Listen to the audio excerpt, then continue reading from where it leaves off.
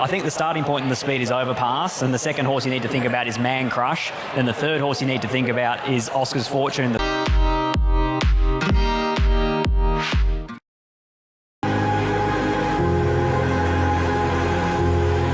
The second Group 1 of the Pinnacles, the Winterbottom Stakes, has not been kind to locals in recent years. In fact, since becoming a Group 1 in 2011, only 4 local horses have taken the sprint prize. One of those was during COVID lockdown.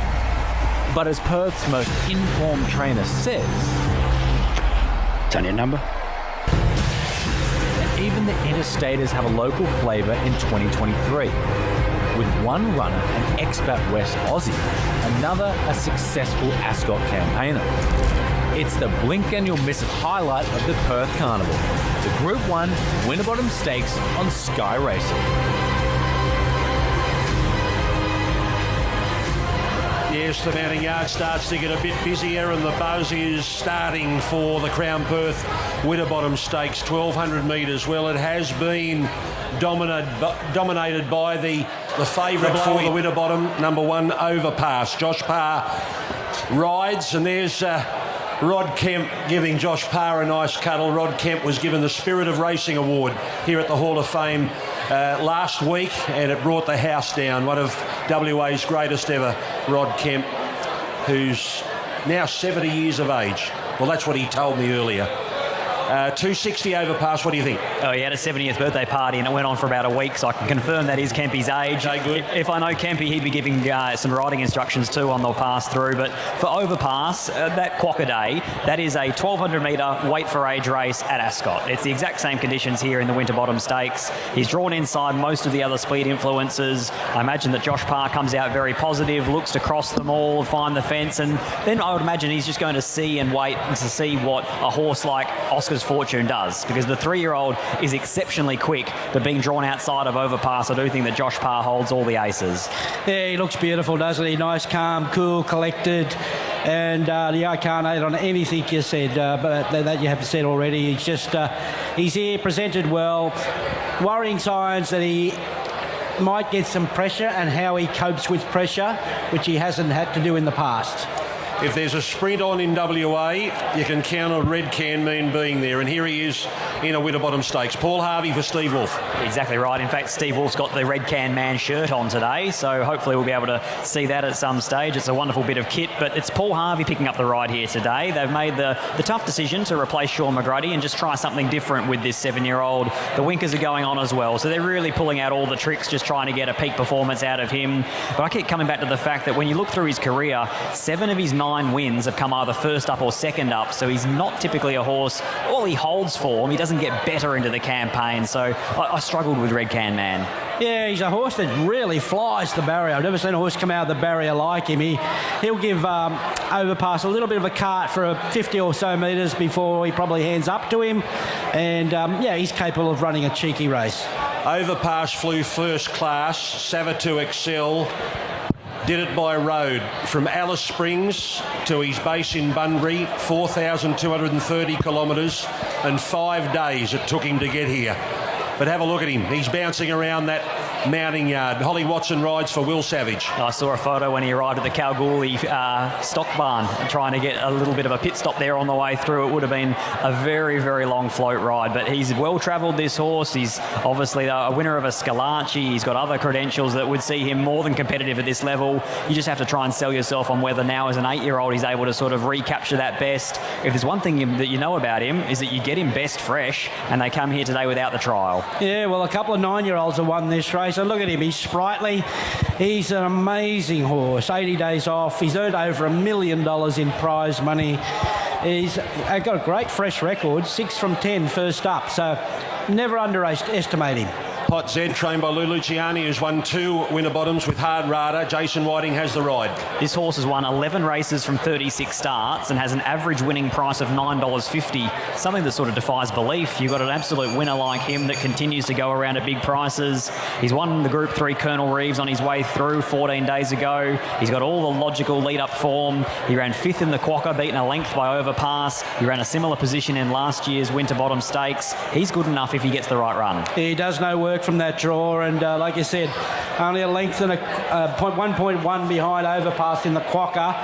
He's fourth up off a win, and he's dead set ready for 1200 now with those 2,000 metre runs and the 1,100 metre win last time. Here come the jockeys. First up, Resort Man number 5, Brad Rawiller, back on board, back in Perth, Michael Lane.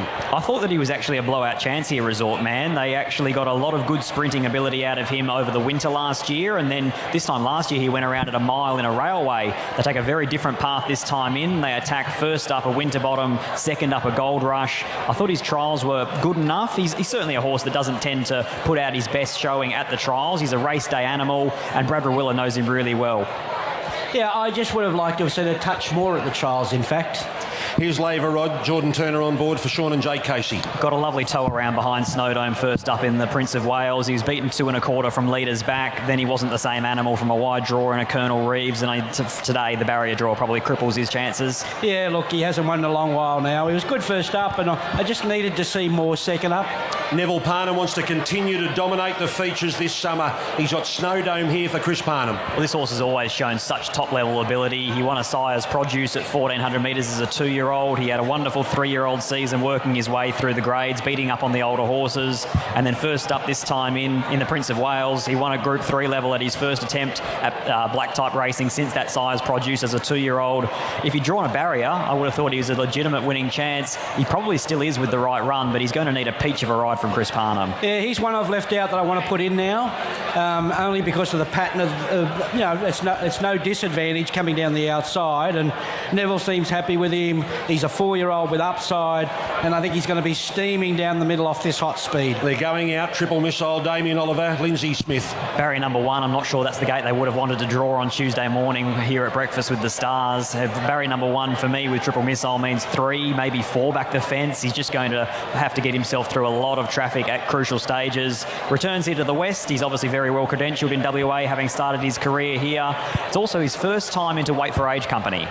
Yeah, never underestimate Lindsay Smith, a big-time performer, and he does have great form of this track when he was trained here. With luck, he can win. Fanda, Brad Parnham for Chris and Michael Gangemi. He's another horse that does his best work probably on wet tracks, probably at Belmont Park, and probably when he's able to find the fence. I'm just not sure he can today. Yeah, look, he's a speedy customer. The last 100 metres is going to test him in this level. Clemenceau, Jared Noski also for the Gangemis. I just don't know where Clemenceau's at. His trial for mine was only fair, and his return to racing was again only just a stock standard run. Yeah, he's a good type of horse. He's best to run a race here, but he did trial ordinary. I thought he went okay first up, and no surprise of it. He's got the ability to improve if he's going well enough. Man Crush, Michael Poy, Luke Fernie. He's the horse drawn immediately outside of Overpass. You'd imagine that the speed's going to come Overpass 11, Man Crush 12, and Oscar's Fortune 13. So they're going to come across together as a trio, and he looks like the meat in the sandwich. Slow out was against him, so previous run he was alongside Snowdome, so no knock.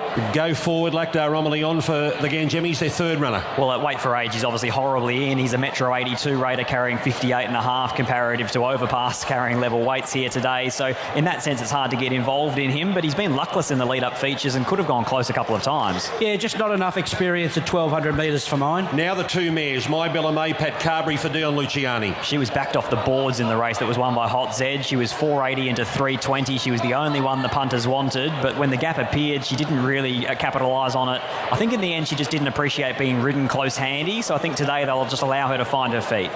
I'm specking her. I think she's the best double-figure chance here.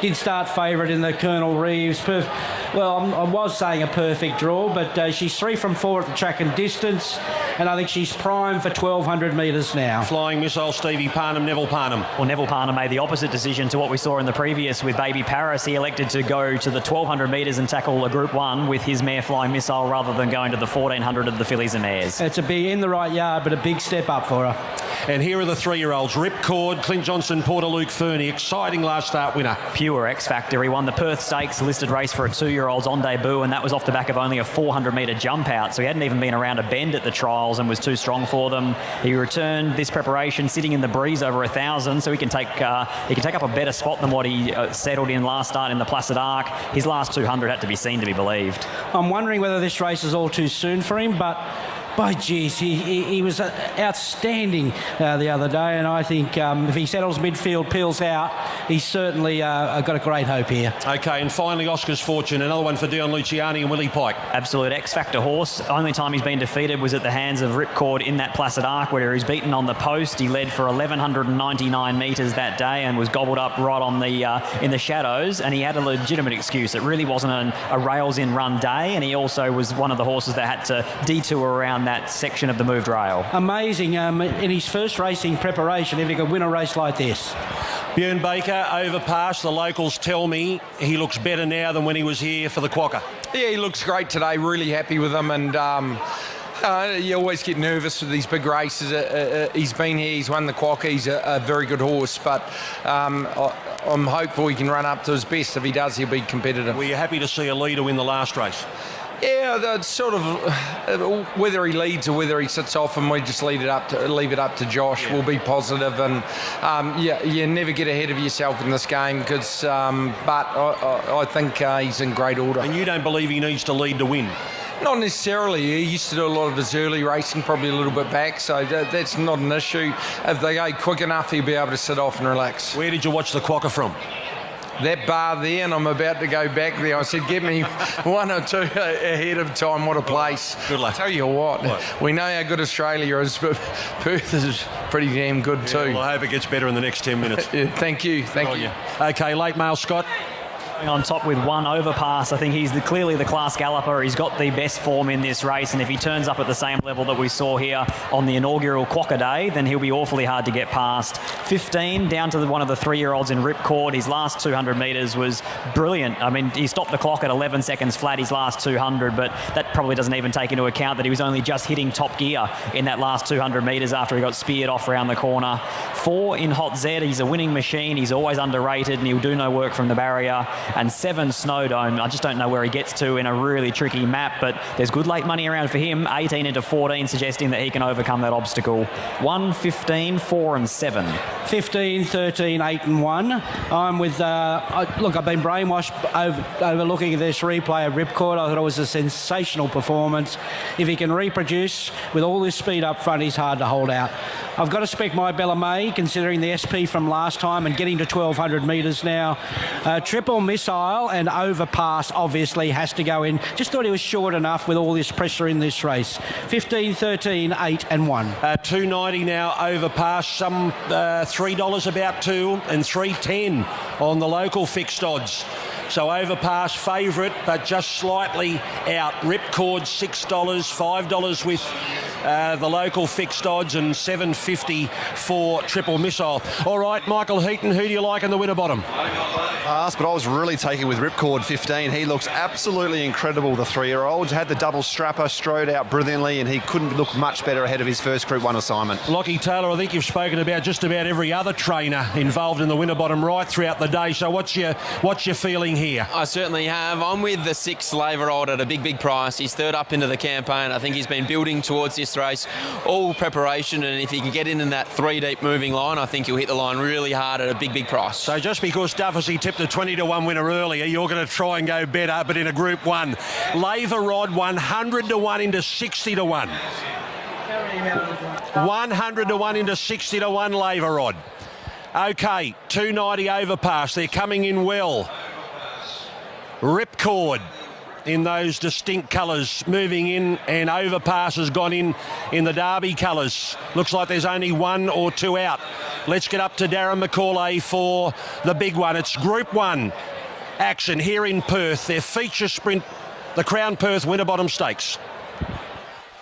Thanks, Greg. As the last group, and Clemenceau's rider with the green cap, Go Forwards rider, has the white cap. 3 runners from Chris and Michael Gangemi's yard. Now Laverod is to move in, and also Snowdome from the form stable of the Pinnacles, that of Neville Parnham. And Snowdome, in fact, will be the last to be brought forward. They're almost set to go. The Crown Perth Winterbottom Stakes field.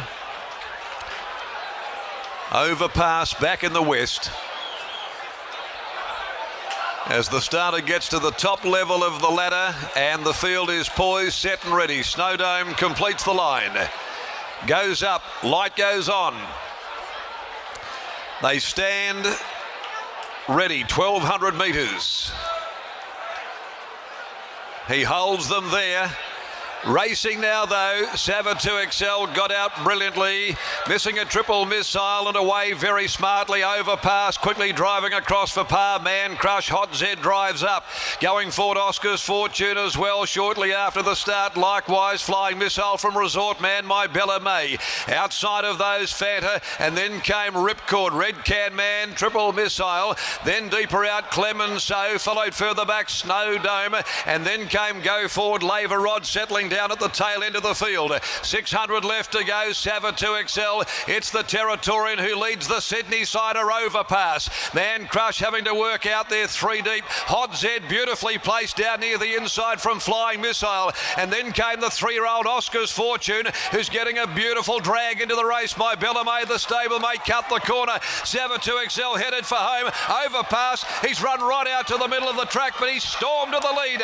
Overpass bounds away. Hot Z into the clear. Oscar's Fortune runs on. It's overpass. Oscar's Fortune trying valiantly, but he comes away overpass and he wins it again. Overpass, more Baker's Delight in Perth. Wins from Oscar's Fortune and Ripcord charging home the other 3-year-old. Right behind those Red Can Man, My Bella May and Hot Z, followed further back by Laver Rod, then Snow Dome, Triple Missile, Resort Man, Flying Missile, Man Crush. In behind them, Sava 2XL, and amongst the last of them home when they'd pulled up, back there is Fanta in company as well with Go Forward and Clemenceau. Well, talk about taking a race by the scruff of the neck and owning it from the start to the finish. Josh Parr speared overpass out of the gates. He didn't care what led. He was happy to sit outside Sava 2XL. But what about that moment around the home turn when he steered overpass to the centre of the track? He had one thing in mind, the path he wanted to be in. There was half a scare. The locals cheered when the 3-year-old dashed up on the inside. Oscar's Fortune. But this race is all about Josh Parr, Björn Baker, and the horse who has now won the Quokka and the Winterbottom, and who knows, I reckon he'll be back here to try and win the Quokka again in April. And the best part about it is we've got a Group 1 against his name now. He's a Group 1 winner. Obviously the Quokka's big money, but it doesn't have the status. But what we do have now is a Group 1 against the name of Overpass. He's won 5, 6 horses off the field, and Duff at the top of the home straight, he just exploded. Yeah, he read the play. He obviously wasn't asleep in the jockey's room, Josh Parr. He's been watching these races all day, and he says, I'll take you all running here. This is mine. He got uninterrupted passage outside Sava 2XL, the more of a miler, and he's just outsprinted him. What about these 2 3-year-olds? They've overachieved. Oscar's Fortune, first racing preparation, and Ripcord, their turn may well come. And Red Can Man did his thing, running an honest race, and as does My Bella May, battling into 5th position. But a great decision to bring him over, and he's the pride of Perth, the Sydney Sider. A great race for the interstate travellers, this one. Yes, there's hugs all round here as Björn Baker is about to talk to Lockie Taylor.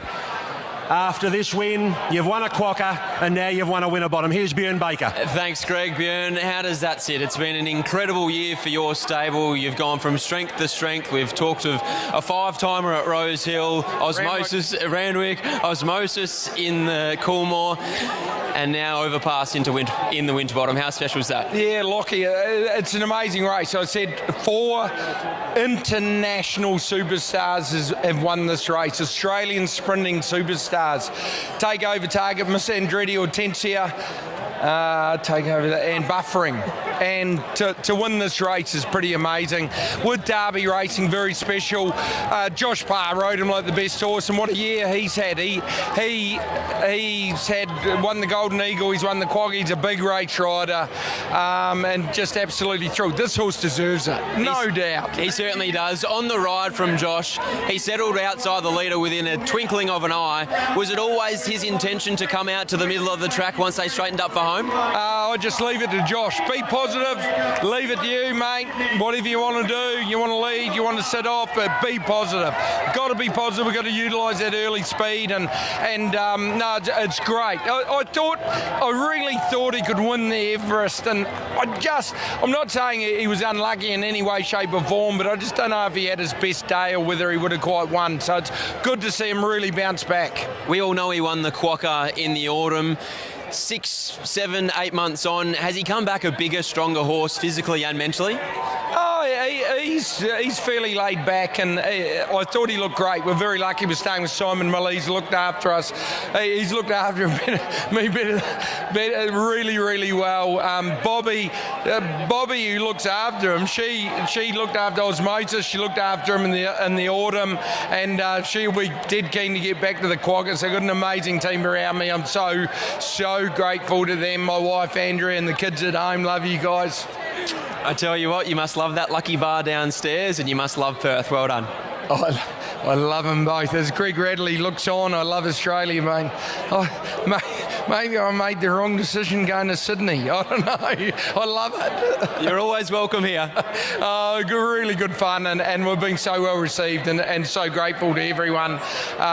Very, very special, a time-honoured race. I don't know if my old man's still up, 10:20 in New Zealand, but love you guys too. Congratulations. Thank you. Well done, Björn. And Josh Parr has gone over the scales, and I think he's very close to having a chat to Scotty Embry after one of the most memorable Winterbottom rides that we've seen. Thank you, Greg. I do have Josh Parr. He's pretty happy about it too, and why wouldn't he be? Josh, you were here, and he was too good in a Quokka. It's a very different situation here today because this has got Group 1 status. Exactly right. I'm so proud of this horse. He's deserved a Group 1 victory for some time now. He's just kept raising the bar every time he's needed to, and I'm just thrilled for the horse, thrilled for the team. And I must be honest, I sat here, it's been quite a long day, and I think the reason for that is I've watched race after race with horses sitting back off the speed and swooping down the middle of the track, and to be honest with you, it was starting to really play on my mind. So really pleased to be able to come out and trust the horse's ability to race forward and put the race to sleep. At the top of the home straight, your idea to come away from the inside or the horse's idea? No, definitely mine, but I'm very thankful that he was on the same page as me. He's like, yeah, whatever you say, sir. So out we went. I had a good look at the track earlier this morning. Even though we've got a really dry circuit, the middle to outside of this track just seems to be, what's the best way to put it? I guess the inside's just really lush and really long grass, and I thought there's faster ground just simply because of the shorter grass out towards the middle. So, and then the pattern backed that up. So I'm very happy to win. When you press the button, you didn't just take him sideways, but he also exploded because he went straight past Sava to excel. He was left there a sitting duck, but that margin was just so great that you put on him so quickly. Yeah, exactly right, and that's the turn of speed this horse has when he's right.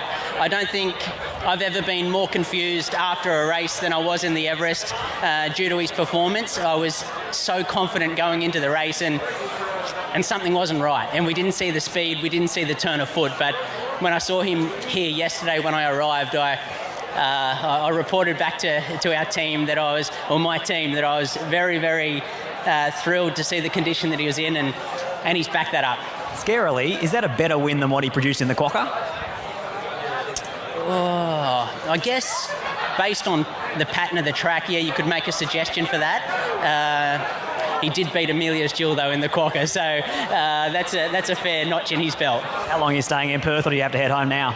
No, I'll be home tomorrow. Yeah, I'll be back tomorrow morning. But I look forward to having a meal with the team. Bjorn's been great to me and this horse. Derby Thoroughbreds have been a great supporter of mine. Bobby, who strapped the horse here today, she's been with him for 2 weeks. She came over for the Quokka and did a fantastic job then too. So without Bobby's help, there's no way this victory would be possible. You might be taking a Group 1 trophy out of WA, but we're pretty happy to have you here. Well done. Thank you very much. There's Josh Parr, the winning rider, Scott Derby from Derby Racing. He rides them very well. He's thinking. He's always thinking. And Bjorn said exactly that post-race when I spoke to him, Greg. He said that he just left it completely up to Josh. He was actually almost unaware that Josh was going to do that, and you're completely right. I think he just rode the horse on feel, and he got to the 500 and said, hello, let's go out to the middle of the track. I think he knew, but if it didn't work out, he would have blamed Josh and said, I didn't know about that. Like a good trainer does. We've just seen the head on here, and the horse Oscar's Fortune is 4 deep with cover, who's actually ended up inside of him. That's how far up the track he's worked, and Oscar's Fortune doesn't quite know what racing's all about. He's still ducked back to the fence. What an exciting prospect he is going forward. Now, he'll be in the quokka. And so will Ripcord. Ripcord's run third. The 2 3-year-olds at Wait for Age have finished second and third respectively. You'd be signing both of them up, no worries. It's so hard. Now, these inexperienced 3-year-olds, and that's what they are. This other horse, Overpass, he's been in every dogfight over in the east. He's travelled all over the country. He's traversed the country. He's been up to Brisbane. He's been in the biggest of races in Sydney. It's impossible to think these inexperienced 3-year-olds could even match it with them. But what about them in 12 months? Well, Oscar's Fortune made his debut on the 30th of August this year. Incredible. This is his first racing preparation. He may have had one, maybe a week and a half off in the paddock in between one of those runs as we transitioned from Belmont to Ascot. But for the most part, he's done a lot wrong throughout his campaign as well. I remember I was at Northam for his debut run. He didn't load. He then went back to the Belmont trials on the Monday. Racing now though, Savage Excel got out brilliantly, missing a triple missile and away very smartly. Overpass, quickly driving across for par. Man Crush, Hot Z drives up. Going forward, Oscar's Fortune as well shortly after the start. Likewise, Flying Missile from Resort Man, My Bella May. Outside of those, Fanta, and then came Ripcord, Red Can Man, Triple Missile. Then deeper out, Clemenceau, followed further back, Snow Dome, and then came Go Forward, Laver Rod settling down at the tail end of the field. 600 left to go. Savage Excel. It's the Territorian who leads the Sydney sider. Overpass. Man Crush having to work out there 3 deep. Hot Z beautifully placed down near the inside from Flying Missile. And then came the 3-year-old Oscar's Fortune, who's getting a beautiful drag into the race. My Bella May, the stablemate, cut the corner. Savage Excel headed for home. Overpass. He's run right out to the middle of the track, but he's stormed to the lead. Overpass bounds away. Hot Z into the clear. Oscar's Fortune runs on. It's Overpass. Oscar's Fortune trying valiantly, but he comes away Overpass and he wins it again. Overpass, more Baker's Delight in Perth. Wins from Oscar's Fortune, and Ripcord charging home the other 3-year-old. Right behind those, Red Can Man, My Bella May and Hot Z, followed further back by Laver Rod, then Snow Dome, Triple Missile, Resort Man, Flying Missile, Man Crush. In behind them, Savage Excel, and amongst the last of them home when they'd pulled up, back there is Fanta in company as well with Go Forward and Clemenceau.